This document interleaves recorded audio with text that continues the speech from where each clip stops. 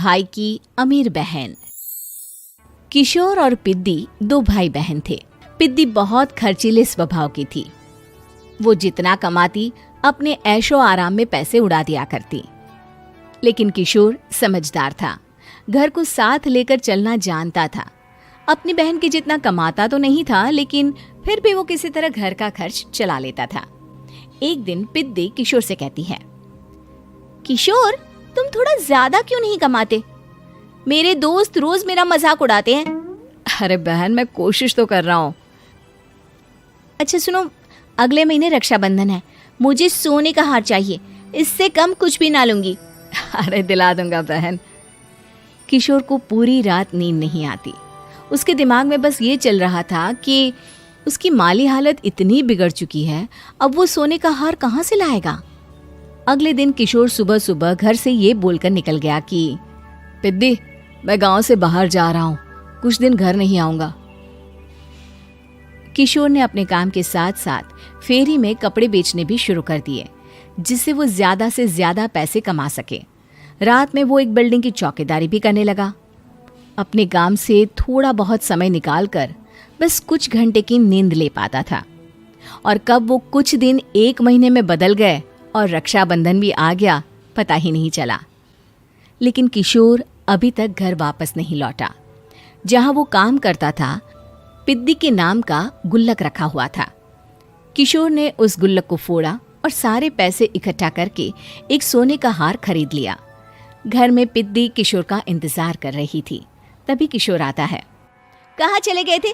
4 दिन का कहा था और 1 महीने से पता नहीं कहाँ गायब हो गए थे। मैंने बस एक हार मांगा था और तुमने तो घर ही छोड़ दिया। अरे मुझे थोड़ा काम मिल गया था। कुछ नहीं, सब समझती हूँ, बहाने थे तुम्हारे। अपनी बहन के लिए इतना भी नहीं कर सकते, कैसे भाई हो? चलो यहाँ बैठो, राखी बांधती हूँ।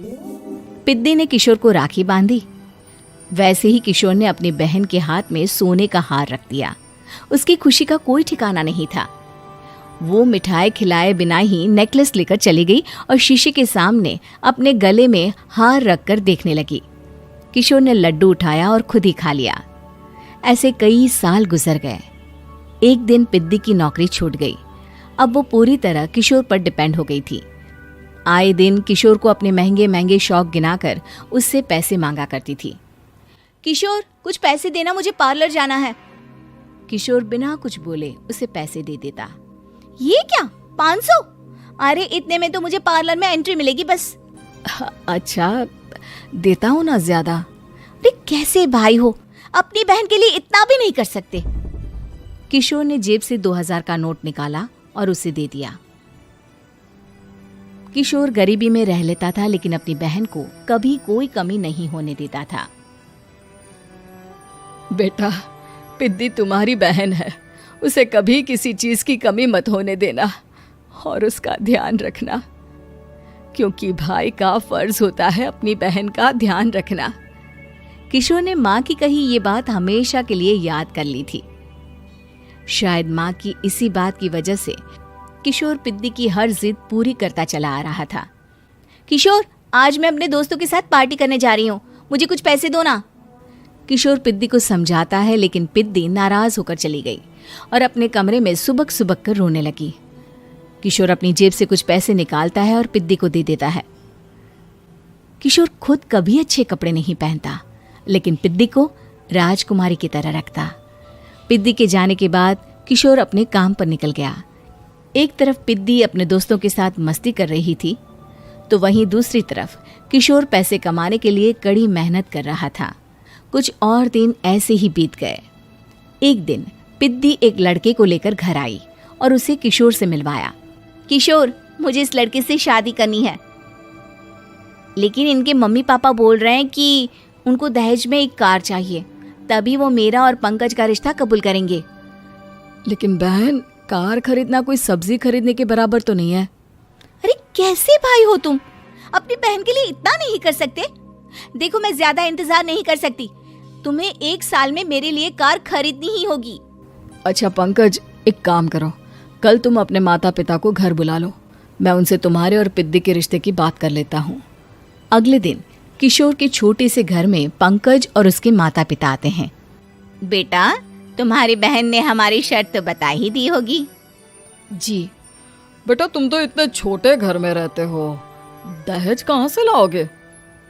मैं अपनी बहन की खुशी के लिए सब कुछ कर सकता हूँ। पंकज और पिद्दी का रिश्ता तय हो जाता है। किशोर अब अपनी क्षमता से 4 गुना ज्यादा काम करने लगता है। सुबह सबके घरों में न्यूज़पेपर फेंकता, दिन में मजदूरी करता और रात में चौकीदारी करता। खूब मेहनत करके किशोर ने अपनी बहन की शादी के लिए पैसे जुटा लिए। उसने अपनी बहन के लिए कार खरीद ली। जब वो पिद्दी के ससुराल वालों से मिलने गया तो उन्होंने किशोर से और पैसों की मांग की। इस बार किशोर हार चुका था। पिद्दी माफ करना, मैं तुम्हारी शादी उस लड़के से नहीं कर सकता। वो लालची लोग हैं, उन्हें सिर्फ पैसों से मतलब है। देखो किशोर, मैं पंकज से ही शादी करूंगी। क्योंकि पिद्दी ने तो किशोर की बात न मानने की जैसे कसम खा रखी थी। किशोर ने पंकज को घर बुलाया। पंकज, तुम अपने माता पिता को समझाते क्यों नहीं हो? भैया, वो हमारी शादी के लिए मान गए, मेरे लिए तो यही बहुत बड़ी बात है। हम एक काम कर सकते हैं, दहेज की रकम में से कुछ पैसे मैं आपको दे देता हूँ। अरे लेकिन समाज वाले क्या कहेंगे? अरे जब दुनिया को पता चलेगा तब ना।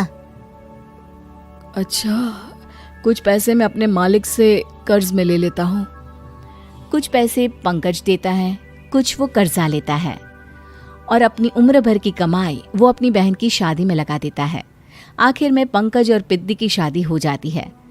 पिद्दी की विदाई के बाद किशोर बिल्कुल अकेला पड़ जाता है। अब उसका कमाने में भी मन नहीं लगता। उधारी वाले रोज घर में आकर बैठ जाते हैं। अरे किशोर, अब तो पिद्दी की शादी को 5 साल हो गए, अब तो हमारा पैसा लौटा दो। चाचा, पिद्दी के जाने के बाद किसी भी काम में मन नहीं लगता। अरे तो हमारा पैसा कैसे वापस मिलेगा? जी, कुछ करता हूँ मैं। किशोर के ऊपर बहुत सा कर्जा चढ़ गया था, इसलिए उसने तय किया कि वो ये घर बेचकर सबके पैसे लौटा देगा। अगली सुबह शहर के किसी साहूकार को उसने अपना घर बेच दिया और सबके पैसे लौटा के वो गांव छोड़कर चला गया। पिद्दी ने शादी के बाद कभी अपने भाई का हाल तक नहीं पूछा।